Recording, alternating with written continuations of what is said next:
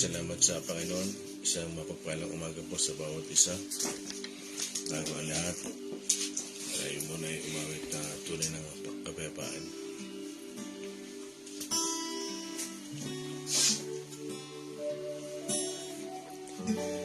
Panatag ang aking isipan, subok man ang dumating, ang Diyos ang gumagabay sa isip ko't damdamin. Ang kanyang mga kamay aking gabay at patnubay, tanging sa piling niya lubos ang ligaya.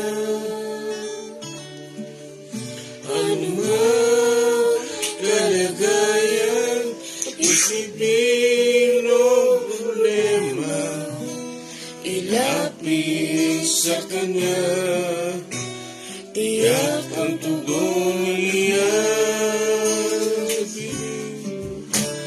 Sa piling ng Panginoon, wala nang pag-alala, at hindi na ako muli mangangamba. Ang tunay na kapayapaan sa Diyos ko lang. Mula sa umpisa, panatag, hallelujah. Panatag ang aking isipan, Lord, hallelujah.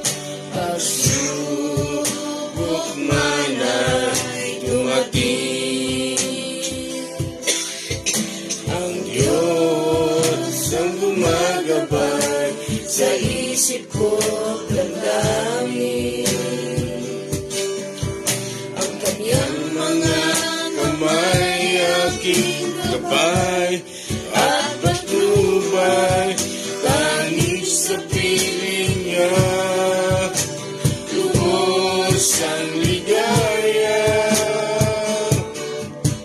Ano man kalagayan, isipin o problema, ilapit sa Kanya, tiyak ang tugon niya.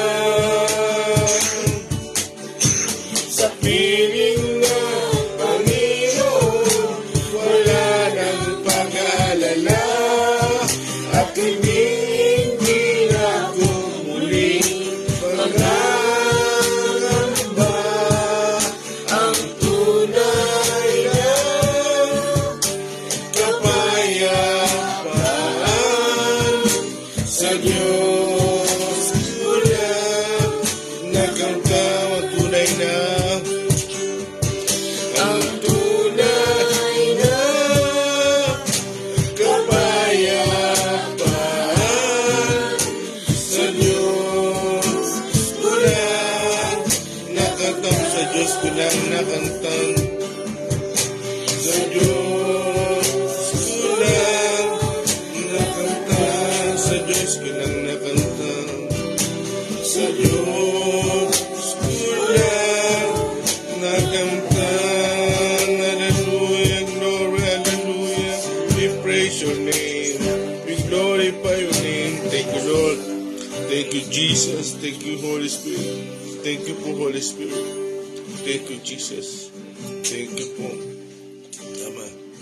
Salamat po sa inyo, Ama. Maraming salamat po sa umagang ito. Patuloy kami lumalapit, nagsusumamo sa inyo. Hingi po namin ng iyong gabay at patnubay. Kayo po ang tumulong sa amin, magpaunawa sa amin ng aming pag-aaralan, pagbubulay-bulayan.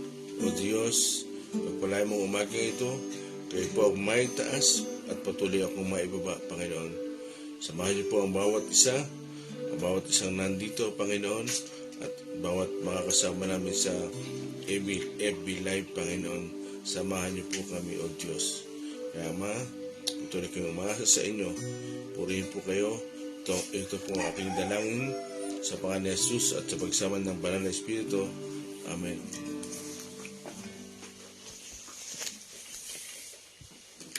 Isang mapagpalang umaga po sa bawat isa na kasama po namin sa FB Live at lalong higit po sa ating Panginoon. Good morning po, Brother Alan Rocreo, Sister Gina Yen, Ate Rose and family, Sister Morena Mateo, Sister Anita Katembung, Brother Fernan Rayo, Brother Udi G. Velasco at Sister Samantha Perez. Amen. Praise God. Salamat sa Panginoon. Okay. Nagpapatuloy ang ating pinagbubulay-bulayan. Merong pinagdadaanan yung mga kaibigan ng Panginoong Jesus. Yung tinatawag niyang minamahal niya. Merong malubhang karamdaman. Salamat sa Panginoon. Handa na ba kayo? Amen. Amen. Praise God. Kaya nga ng napagbula-bula natin kahapon, ang Panginoon ay open sa mga nagnanasa na siya ay maging kaibigan. Praise God. Okay, magpasimula na tayo sa ating text. Ang text po natin sa umagang ito ay John chapter 11 verse 6 to 15 at ang topic po natin ay Jesus wept. Sabi po dito, Gayunman, nagpalipas pa siya doon ng 2 araw mula nang mabalitaang may sakit si Lazaro. 7. Pagkatapos nito, sinabi niya sa kanyang mga alagad, magbalik tayo sa Judea. 8. Sumagot ang mga alagad, Guro, hindi po ba't kamakailan lamang ay pinagtangkaan kayong batuhin ng mga pinuno ng mga Hudyo? Bakit pupunta na naman kayo doon? 9. Sinabi ni Jesus, hindi ba't may 12 oras sa maghapon? Hindi matitisod ang lumalakad kung umaga sapagkat nakikita niya ang nagbibigay liwanag sa daigdig na ito. 10. Subalit, natisod ang lumalakad kung gabi sapagkat wala na siyang liwanag. 11. Idinugtong pa ni Jesus, natutulog ang kaibigan nating si Lazaro. Pupunta ako upang gisingin siya. 12. Panginoon, kung natutulog lang po siya ay gagaling siya. Sagot ng mga alagad. 13. Ang ibig sabihin ni Jesus ay patay na si Lazaro, ngunit ang akala ng mga alagad ay talagang natutulog lamang ito. 14. Dahil dito, tuwirang sinabi ni Jesus, patay na si Lazaro. 15. Ngunit ako'y nagagalak dahil wala ako roon upang kayo'y sumampalataya sa akin. Tayo na, puntahan natin siya. 16. Okay, tsaka lang muna. Salamat sa Panginoon. Ano ba ang konteksto ng ating pinag-aaralan? Ang konteksto ng ating pinag-aaralan ay namatay si Lazaro. Basahin mga yung verse 39. Verse 39. Alisin ninyo ang bato, utos ni Jesus. Ngunit sumagot si Marta, Panginoon, nangangamoy na po siya ngayon. 4 na araw na siyang patay. Amen. Yan ang konteksto ng ating pag-aaralan at pagbubulay-bulayan. Kaya, ano ba ang dahilan kung bakit umiyak si Jesus o tumangis si Jesus? Kaya nga, Jesus wept. John 11, verse 35. John 11, verse 35. Tumangis si Jesus. Yan. Kaya't, okay. 35 lang. Yan lang ang, kung meron kayong, kung mahirap kayong magkabisado, yan, verse na yan. Jesus wept, tumangis si Jesus. Yan ang pinakamaigsing talata. Kaya, ano ang teksto ng ating pagbubulay-bulayan? Namatay si Lazaro. Bakit ba tumangis si Jesus? Dahil ba mahal niya si Lazaro at kaibigan niya ito? Maraming dahilan, maraming nagpaliwanag ng talatang yan. Bakit ba tumangis si Jesus? Dahil hindi niya inabot yung kanyang kaibigan. Ano ba ang pinakamatinding problema ng tao? walang bahay. Mamili nga kayo kung anong gusto niyong problema. Walang baon, walang kotse, o may karamdaman ka at malubha at nasa taning na ang buhay mo, o walang buhay na walang hanggan. Ano ba ang pinakamatinding problema ng tao? Siya ba'y may karamdaman? Ano ba yung mga karamdaman? Cancer? Anything na sakit.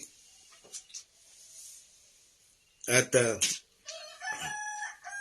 sabi ko nga, ano ang pinakamatinding problema ng tao na hindi niya naiintindihan? Ano kaya sa palagay nyo?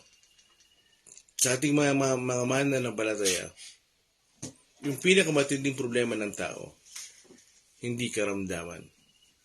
Yung wala siyang buhay na walang hanggan. At dyan sa ating mga pagbubulay-bulan, napansin nyo, binanggit ng Panginoon ang natutulog. Dadaanan natin lahat yan. At siya ay, ano pa yung mga topic dyan? Yung umiyak siya. Tumangis siya. Bakit kaya umiyak ang Panginoong Yesus? Ano ang dahilan niya? Sabi ko nga sa inyo, kung kayo ay naniniwala si Jesus ang buhay, hindi siya basta-basta iiyak. Marami nagpaliwanag ng talatang yan. Kung kayo ay naniniwala na si Jesus ang magbibigay ng buhay na walang hanggan, ang totoo, hindi basta-basta iiyak ang Panginoon. Bakit? Ang ginamit ng Panginoong Jesus, tutulog. Bakit natutulog?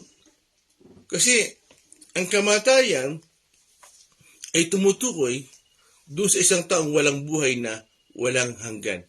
Bakit? Kasi ang totoong kamatayan, nabanggit ka ata sa previous devotion, ang kamatayan ay separate. Yung ikaw ay nahiwalay sa Diyos. Sa madaling salita, yung ikaw ay nasa impyerno. Yun ang kamatayan. Yung hiwalay ka sa Diyos. Kasi, kung bakit natutulog, dahil, ang totoo, yung buhay mo ay itutuloy mo lang sa kabilang buhay. Anong ibig ko sabihin para maintindihan nyo? Kung ikaw ay nasa buhay na ito, sa daigdig na ito, dilipat ka lang ng lugar. Amen? Dilipat ka lang ng lugar. Kaya sabi ko nga sa inyo, ano ba ang mga dahilan kung bakit umiyak o tumangis si Jesus? Pag sinabing tumangis si Jesus, mabigat yun. Marubdob na talagang mabigat ang kanyang naramdaman. Bakit umiyak ang Panginoong Jesus o tumangis? Sa pagpapatuloy ng ating pagbubulay-bulay, mauunawaan natin ang dahilan. Marami nagpaliwanag niya. At habang binubulay-bulay ko na maghapon, doon ko naintindihan kung bakit umiyak ang Panginoon. Sabi ng iba, kasi yung best friend niya, hindi niya inabot. Namatay na, hindi man lang niya nakausap. Mga kapatid, kaya na sinasabi sa John 17 verse 2, Angel. Ikutan natin to. John 17 verse 2.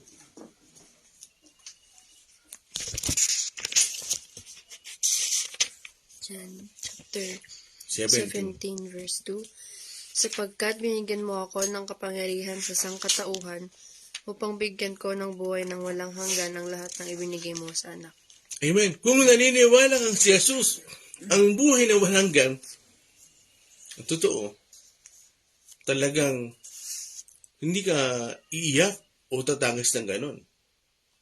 Kahit ang Panginoon, makikita nyo na hindi siya iiyak ng ganon. Dahil bakit? Siya ang buhay na walang hanggan eh. Ano pa sabi si John 14:6? I am the way, the truth, and the life. Siya ang buhay. Mga kapatid. Siya ang buhay. Kaya, ano sabi sa John 5:17 at isin? John 5 verse 17, ngunit sinabi sa kanila ni Jesus, ang aking Ama ay patuloy na gumagawa hanggang ngayon at gayon din ako. Amen. Ang aking Ama ay patuloy na gumagawa at gayon din ako. Bakit iiyak siya ng ganon? Hindi siya humihinto, mga kapatid. Naunawaan niyo ba ang pinag-uusapan natin? Ang sinasabi ko? Kaya ano ang pinakamatinding problema ng tao? Yung siya ay walang bahay dito? Sabi nga ni Sister Ining Ruiz, ang bahay natin, sabi niya sa kanyang anak, hindi na sa lupa, sa langit na. Yun ang mga lumalagong mananampalataya. So, ano ang mabigat na problema ng tao? Na hindi niya naiintindihan. Kala niyo ba karamdaman? Kala niyo ba cancer? Hindi. Yung wala kang buhay na walang hanggan. Amen? Kaya sabi niya sa 5:17, sa binasa natin, ang aking Ama ay patuloy na gumagawa at gayon din ako. So bakit siya iiyak? Naisip niyo ba yun? Hello? Now, balik muna tayo sa verse 3. Mr. Rami, verse 3 and 4. Verse 3, nagpasabi kay Jesus ang magkapatid, Panginoon, ang minamahal ninyong kaibigan ay may sakit. For, nang marinig ito ni Jesus ay sinabi niya, hindi niya ikamamatay ang sakit na ito. Nangyari iyon upang maparangalan ang Diyos at sa pamamagitan nito'y maparangalan ang anak ng Diyos. Amen. So dito sa verse 3, tatandaan nyo yan. Yung verse 3 and 4, bago tayo matapos, babanggitin ko uli yan. So sa verse 3, ano sabi? Nagpasabi. So, ibig sabihin pag nagpasabi ay nagpautos. Pakiulit nga sa Rami, verse 3. John 11:3, nagpasabi kay Jesus ang magkapatid, Panginoon, ang minamahal ninyong kaibigan ay may sakit. Amen. So, nagpasabi. Ano yung balita? Panginoon, yung best friend mo. Pag sinabing minamahal mong kaibigan, ay talagang malapit sa kanya. At pag nagpasabi, malubha na ito. Pag sinabi nagpasabi, malubha na ito. Talagang kailangan ng Panginoon dumating. Pumunta. Bakit? Nagpasabi na eh. Ibig sabihin, oras na lang ang binibilang dyan. Kung di oras, araw na lang. At ilang beses na yung nangyayari. Na minsan may tumatawag, ay, pumunta ka na dito, baka hindi mo na siya abutin. Naunawaan. Pumunta ka na dito, magmadali ka. Mag-aeroplano ka kung pupunta ka ng Tarlac. Ibig sabihin, talagang nagbibilang na lang ito. Nagpasabi na eh. O kaya naman, kaya nagpasabi, talagang nagmamakaawa. Nakikiusap. Guro, pumunta ka na. Anong sabi ng Panginoon sa verse 4, Sister Rami? Nang marinig ito ni Jesus, sinabi niya, hindi niya ikamamatay ang sakit na ito. Nangyari iyon upang maparangalan ng Diyos at sa mamamagitan nito'y maparangalan ang anak ng Diyos. Now, makinig kayong lahat, mga kapatid. Matindi ang problema. Anong problema? Sa madaling salita, naghihingalo si Lazaro. Bakit? Namatay nga eh. Nasa balubhang kalagayan. Now, ano ang gusto kong sabihin dito? Bakit hindi nag-aalala ang Panginoon? Sabihin nyo nga, hindi nag-aalala ang Panginoon. Sabihin nyo nga, Hindi nag-aalala ang Panginoon. bakit? Bakit sinabi niya, hindi niya ikamamatay iyon? Pakiulit pa nga namin. Nang marinig ito, ni Jesus ay sinabi niya, hindi niya ikamamatay ang sakit na ito. Iyon. Hindi niya ikamamatay. Namatay nga. Amen? Binibiro ba tayo ng guro? Binibiro ba tayo ng Panginoon? Namatay nga. Bakit hindi nag-alala ang Panginoon? Best friend niya yung may sakit. Si kaya pag may sakit, magmamadali kaya tayo? Si Angel kaya? Now, ituloy mo ngayon sa verse 6 sa Rami. Verse 6 ng John 11, Gayunman, nagpalipas pa siya doon ng 2 araw mula nang mabalita ang may sakit si Lazaro. O, tuloy. 7, pagkatapos nito, sinabi niya sa kanyang mga alagad, magbalik tayo sa Judea. Amen. Ano sabi ng Panginoon? Sa verse 6? Sa Rami ulit. Gayunman, nagpalipas siya doon ng 2 araw mula nang mabalita ang may sakit si Lazaro. Nagpalipas pa.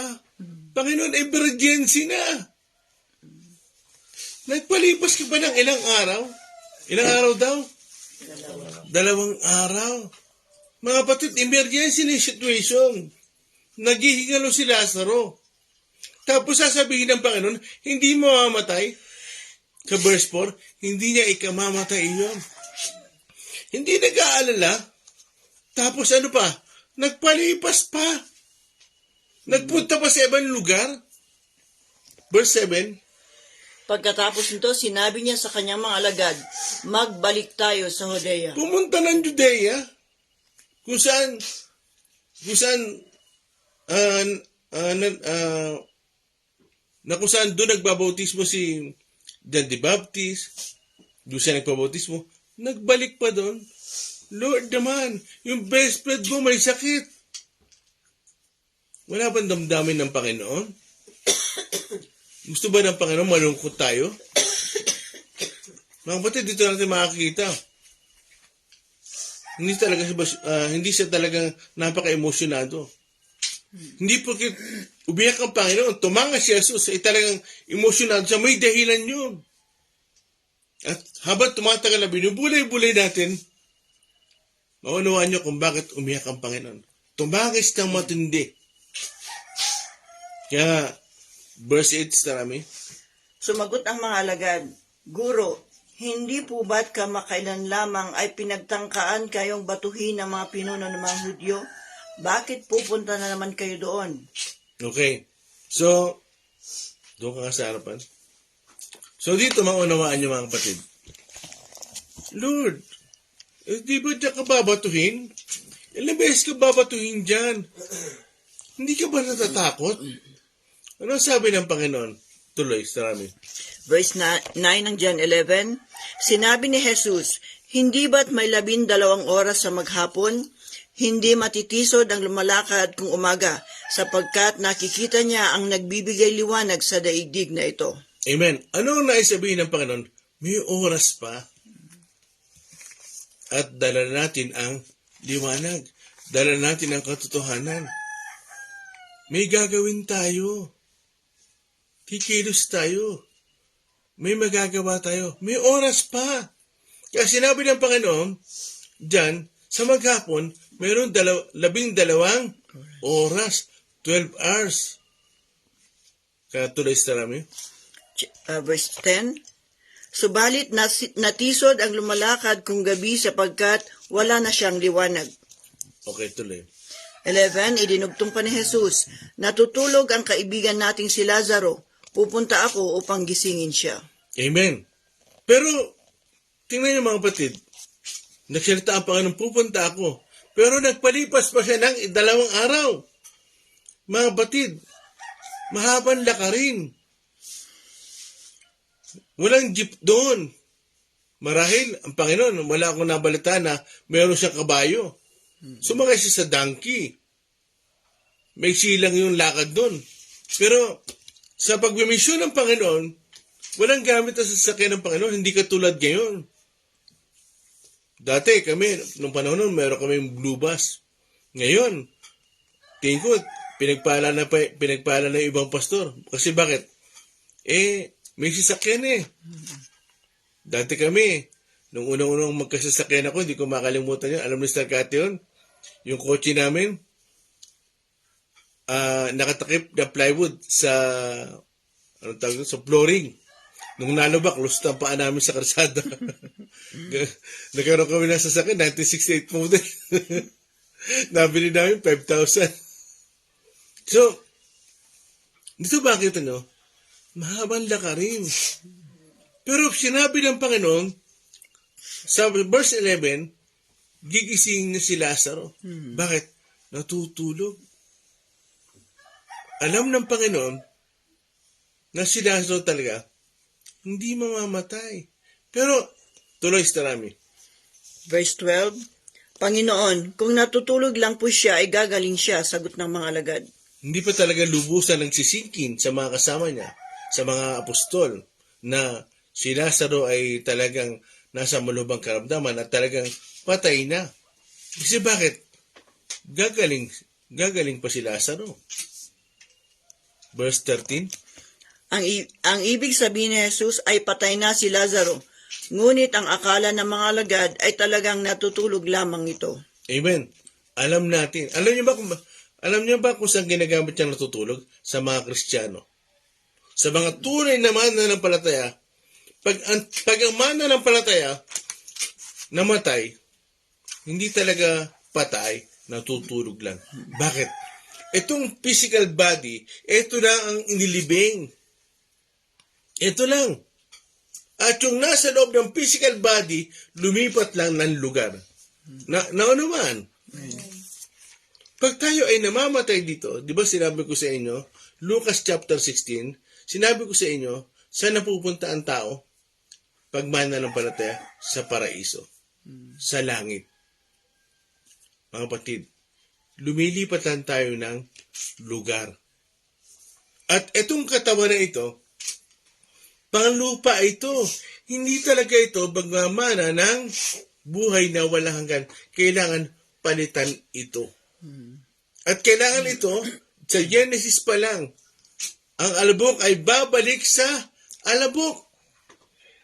Sinabi nga sa Ecclesiastes 12:7, ang alabok ay babalik sa alabok. At ano pa?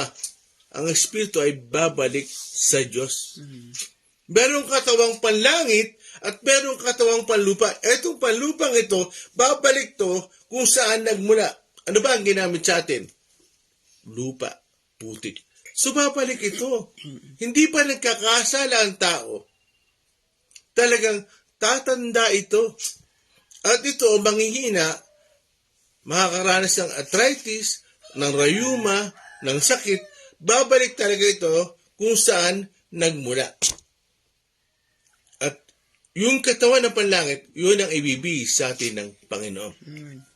So, ginamit ng Panginoon yung salitang natutulog kasi ang totoo, di ba sabi ko nga sa inyo, si Lazaro ay nagmamahal sa Panginoon. At mahal ng Panginoon yung best friend niya, yung kaibigan niya. Gusto niyo ba maging best friend ng Panginoon? Gusto niyo ba maging best friend ng Panginoon? Amen. So, ginamit ng Panginoon ang salitang natutulog. Bakit? Si Lazaro ay lumipat lang ng lugar. At yung katawan niyang physical. Kaya alam niyo mga kapatid, ang mga tunay naman na nanampalataya, hindi natatakot sa kamatayan. Amen. Amen? Hindi ba kayo natatakot sa kamatayan? Amen. Maganda ba ang langit? Amen. Sinong gusto mauna? Kala ko ba, hindi kayo nakatatakot sa kamatayan.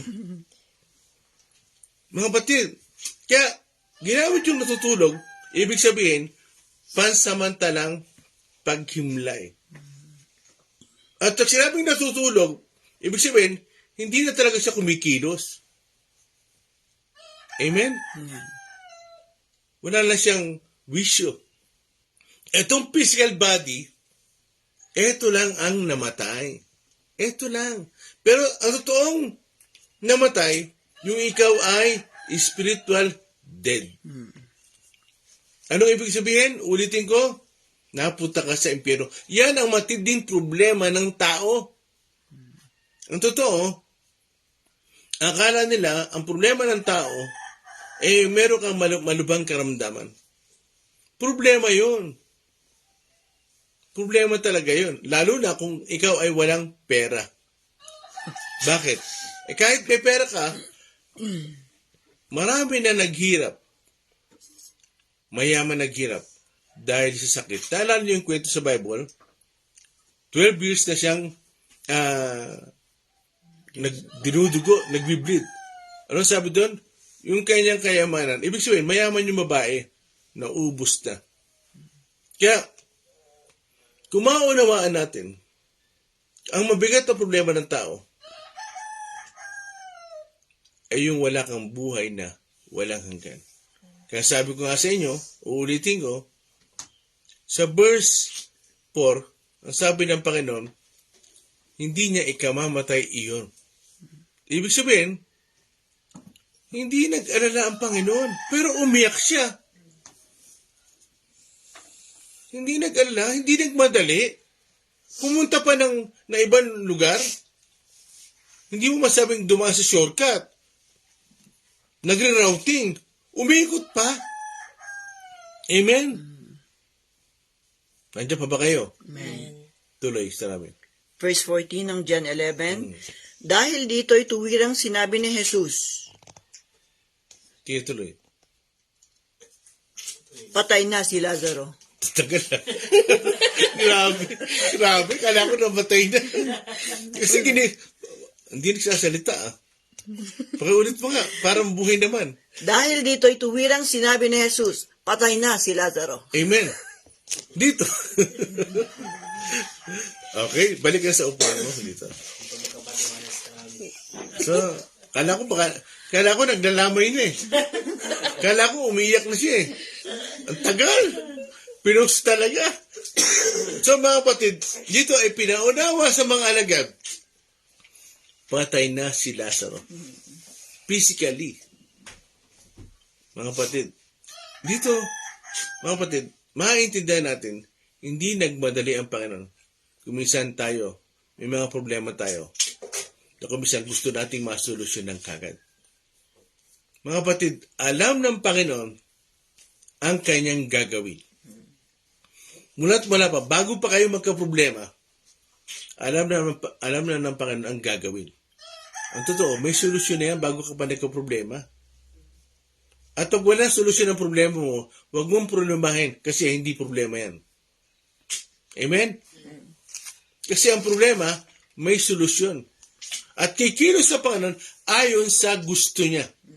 Hindi ayon sa gusto natin. Kahit anong fasting mo, anong pagdadalamhati mo, kahit anong pray mo, Lord, tumugong ka na. Kailangan na ang sagot mo. Kumilos ka na. Mga kapatid, kikilos ang Panginoon base sa gusto niya. Kasi, anong ibig ko sabihin?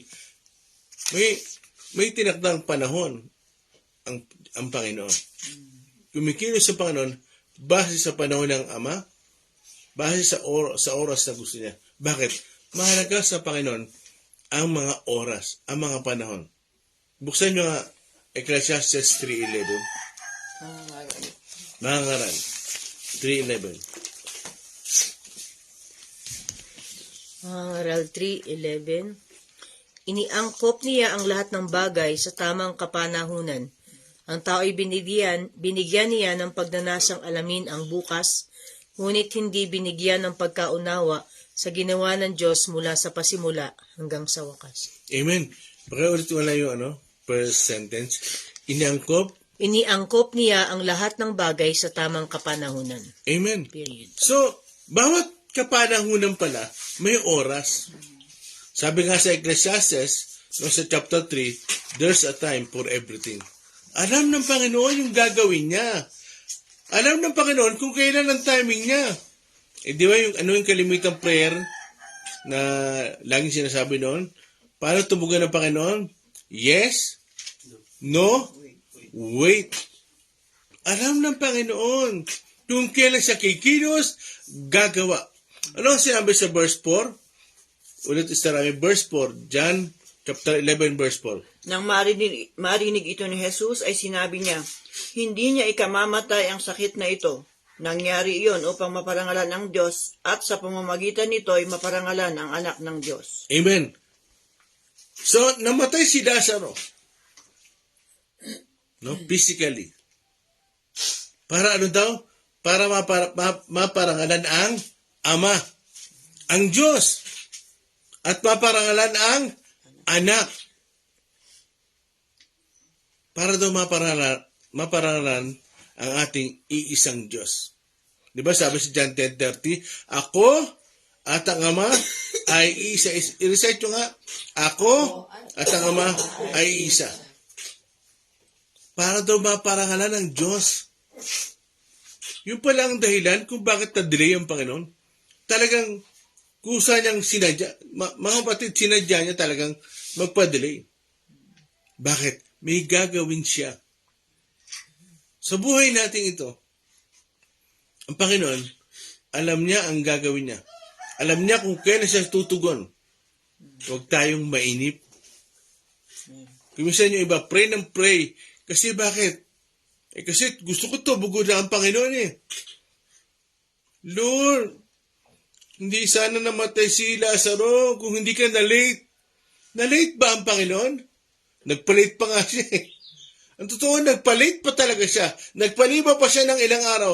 Bakit? Gaano kalayo ang Bitanya? Kasi nasa Bitanya si Lazaro. Ang totoo, hindi alam kung nasaan ang Panginoon. Pero estimately, ang Panginoon ay naglakad ng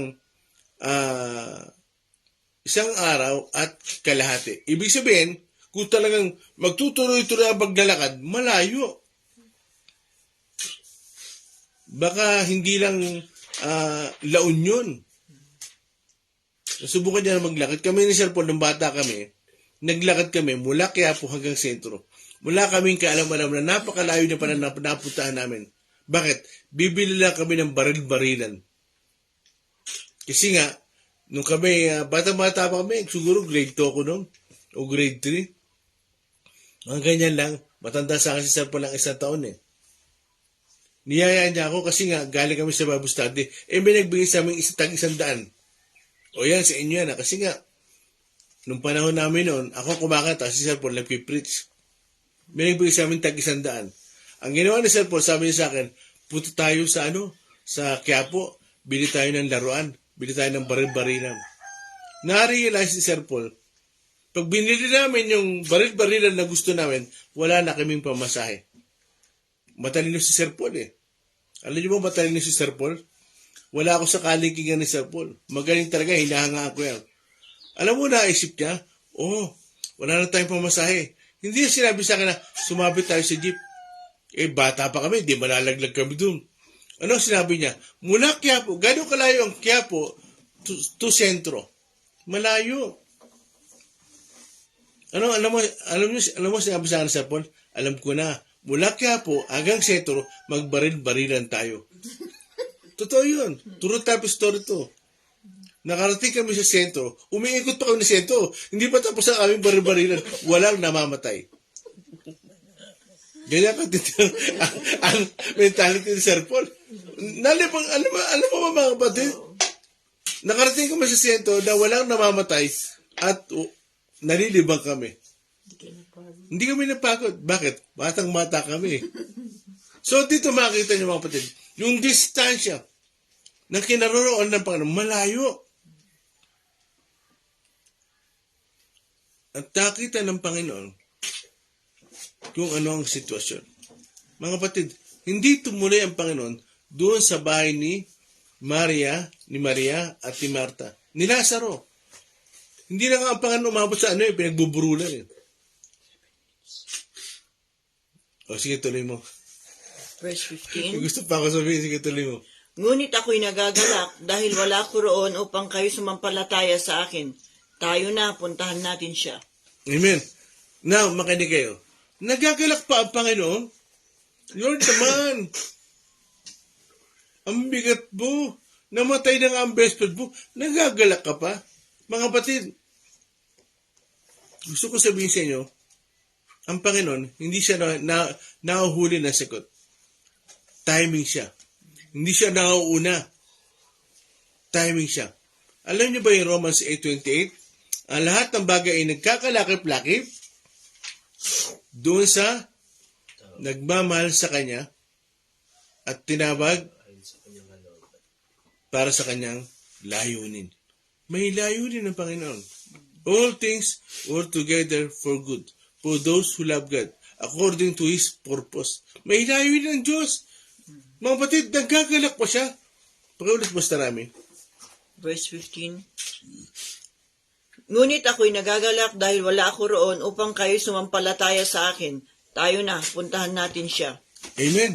So, dito ba kita nyo, may gagawin ng Diyos. Mga kapatid, tandaan nyo, kung meron tayong mabigat na pinagdadaanan, hindi ibig sabihin na wala ang Diyos. Hindi porket hindi tumutugon ng Panginoon, sa oras na gusto mo, wala na ang Diyos. Amen? Nandyan pa rin siya. Nananahimik siya. Nakikinig lang siya sa'yo. Hindi ibig sabihin, wala siya. Hindi, nandyan siya. Sinabi niya yan. Hindi kita iiwan ni pababayaan man. Totoo yung pangako niya. Hindi siya nahuhuli. Alam niya ang gagawin niya. Kaya mga kapatid, isang bagay lang dapat natin ipagpatuloy. Patuloy tayong maniwala sa Panginoon. Kapag hindi pa siya tumutugon ayon sa gusto mo, ibig sabihin, may gagawin siya. Kasi minsan, pag maliit pa lang problema, Lord, sumagot na kayo. Maliit pa lang problema mo eh. Sumagot na kayo, tumugon na kayo. Kailangan ko na makabayad sa utang. No? Minsan, tugon pa lang ang kailangan natin. Pag talagang mabigat ang problema, Lord, maghimala na kayo. Kailangan ko na ang himala mo. Mga kapatid, sa buhay natin ito, pag tayo ay patuloy na lalapit sa Panginoon, huwag tayong mag-alinlangan. Huwag natin isipin na, Lord, wala ka yata, hindi ka yata tumutugon eh. Pinabayaan mo na yata ako eh. Pinabayaan mo na ba ako, Lord?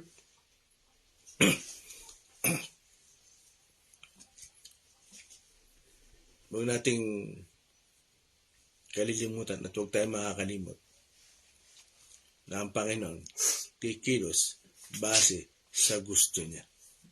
Amen? Isa pa kang verse, John chapter 7 verse 6. Bago tayo matapos, tuloy natin bukas.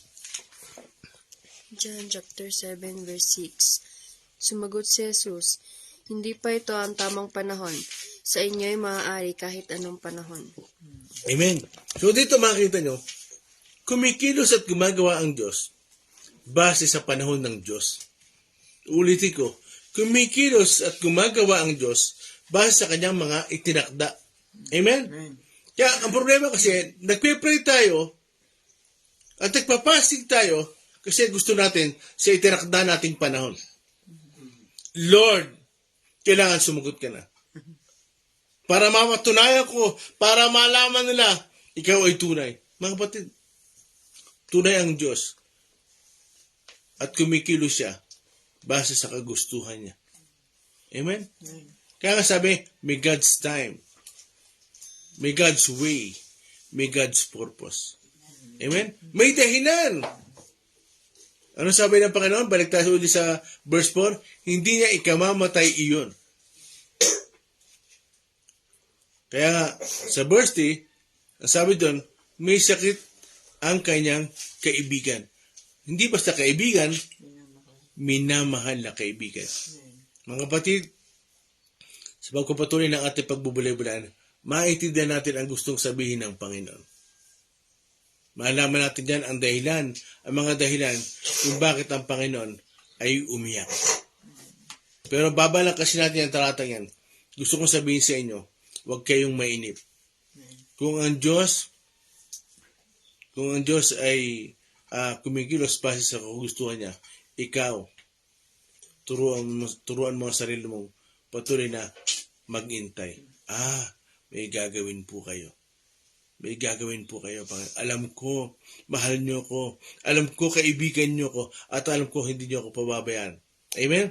Kaya sa katapos-tapusan, itutuloy natin ito bukas. Mga kapatid, kung ang Diyos ay hindi pa tumutugon, huwag tayong panghinaan ng loob. Kung mabigat man ang problema natin, ang gusto ng Panginoon, magkaroon ka ng magandang patotoo. Hindi basta patotoo na salamat sa Panginoon, binigyan kami ng pagkain. Ang totoo, hindi pa mabigat yan eh. Kung wala kang pagkain, hindi maghanap ka. Magbukal ka ng kamote. Hindi ba pagkain ka na? Amen? Kuminsan, kaya bumibigat ang problema natin. Ang totoo. Kasi gusto ng Panginoon, magkaroon ka ng kakaibang patotoo. Amen? Mahal po tayo ng Panginoon. Magpatuloy tayo at huwag tayong mag-alinlangan at patuloy tayong magtiwala sa Panginoon. Amen? Panatag ang aking isipan. Hallelujah. Panatag ang aking isipan. Glory. Pagsubok man at Mr. God. dumating, Hallelujah. Praise God. ang Diyos ang gumagabay sa isip ko't damdamin.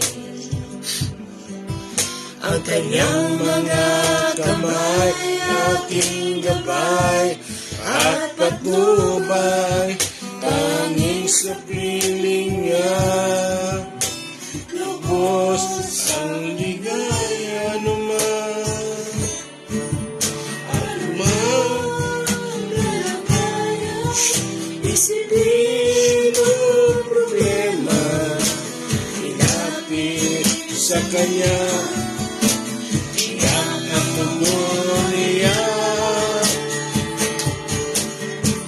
Sa piling ng Panginoon, wala nang pag-aalala. Glory, hallelujah. Na kung muling mga lambang tunay, ang tunay na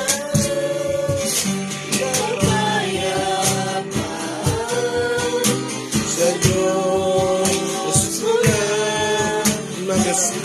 sa piling, hallelujah, sa piling ng Panginoon, may gagawin ng Panginoon, hallelujah, may layunin siya, at hindi na ako muling isang kamanghamanghamagan, hallelujah, ang tunay na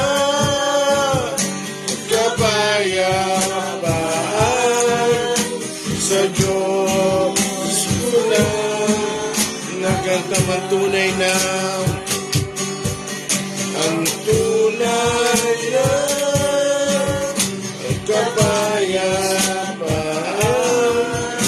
sa Diyos ko na nagantamang sa Diyos ko na nagantamang sa Diyos ko na nagantamang hallelujah, hallelujah, sa Diyos ko na nagkanta, hallelujah, we praise your name, we glorify your name, Holy Spirit, we love you, Holy Spirit, we love you po, we love you, Jesus. Ama, salamat sa inyo, salamat sa mga ginagawa niyo sa buhay namin, at patuloy kayong kumikilos, hindi po kayo tumitigil, Panginoon. Salamat po sa inyo, salamat sa inyong pagmamahal, salamat sa inyong kahabagan.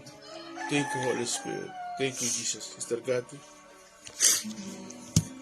Thank you, Jesus. Hallelujah. Salamat po sa inyo, Panginoon, sa inyo pong pagpuno sa amin ngayong umaga. Ngayon kami lalapit sa inyo, Panginoon, para sa pananalangin. Dalangin ko, Panginoon, na gawin niyo po kaming marapat para mamagitan para sa aming mga kapatid ngayong umaga. Salamat sa inyo, O Diyos, sa buhay ng aming mga nakasama ngayong umaga. Patuloy niyo sa lingong pagpalain. Lord, palaguin, Panginoon, at ingatan, Panginoon, at magbigyan ng karunungan upang makagawa ng mga tamang desisyon sa maghapong ito, Panginoon. Dalangin din po namin ngayon ang aming mga kapatid, Sister Aquino Raymar, sa kanyang vertigo, patuloy na kagalingan, ipagkaloob niyo po sa kanya, Panginoon, at Thank you, Lord. kalakasan para magawa niya ang kanyang mga responsibility sa araw-araw, Panginoon. Dalangin din po namin si Sister Ining Ruiz. Lord, kayo po ang Nilalapitan namin para Amen. sa kanyang kagalingan, Panginoon, Amen. sa Jesus name. high blood pressure niya, Thank you, sa Lord. vertigo niya, Panginoon. Thank you, Lord. At dalangin Thank po you, namin Jesus. sa kanyang Thank you, pag-medical Jesus. exam, Amen. magkaroon ng favorable result, Panginoon, Amen. para sa We claim it, Lord. pagkakataon na We claim ma-employ siya ulit, Panginoon. Jesus. At dinadalangin din namin ang kanyang mga anak na sina Brother CJ upang gumaling sa kanyang karamdaman at Yes, Lord. Jesus. makabalik na rin sa pagtatrabaho. Gayon din si Gerson na kalooban niyo po, Panginoon, na madala siya sa employer niya, na magiging employer niya na may pabor na galing sa inyo, Amen. Panginoon, at Yes, ayon Lord. sa inyong kalooban. Kaya dalangin din po namin si Baby Amara Siliar Amen. sa kanyang karamdaman, Lord. Amen. Jesus Wala name. pong imposible at hindi ka po namimili ng pagagalingin, Panginoon. Jesus name. Lahat po ng aming nabanggit ngayong umaga, maging ang batang ito, Yes, Lord, Lord. kayo po ang hihipo at magpapagaling, O In Diyos. Jesus' name. At Thank you, Lord. Thank you. inaangkin na po namin ang Healing. kanyang kagalingan. Endless healing. At salamat sa provision po Amen. ninyo Jesus. sa kanilang Lord, pangangailangan, Lord, in sa your gamot, sa kalakasan. Yes, Hallelujah. Lord. Dalangin din po namin si Pastor Cesar. Yes, Lord. Lord, ang inyo pong mayamang basbas, hinihingi po namin para sa kanyang kalagayan.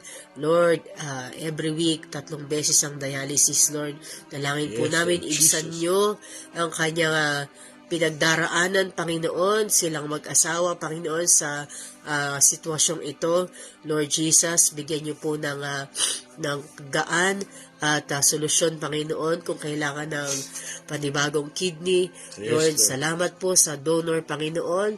At Amen. Lord, inaangkin Yes, po Lord. namin na inyong kaparaanan, Miracle, Lord, Lord ay Jesus. higit sa aming mga naiisip, Amen. Panginoon. Kaya sa umagang ito, angkin po namin ang tagumpay, Lord, sa inyong paraan na gagawin sa kanilang buhay. Maraming salamat po, Panginoon.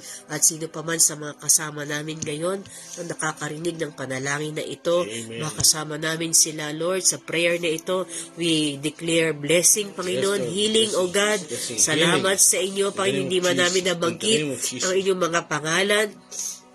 Lord, ang Lord natin ang nakakakita at nakakaramdam na inyong pinagdaraanan. Amen. Tumawag tayo sa Kanya ngayon at siya ang naghihintay para tayo ay bigyan ng kagalingan at mataas ang kanyang pangalan.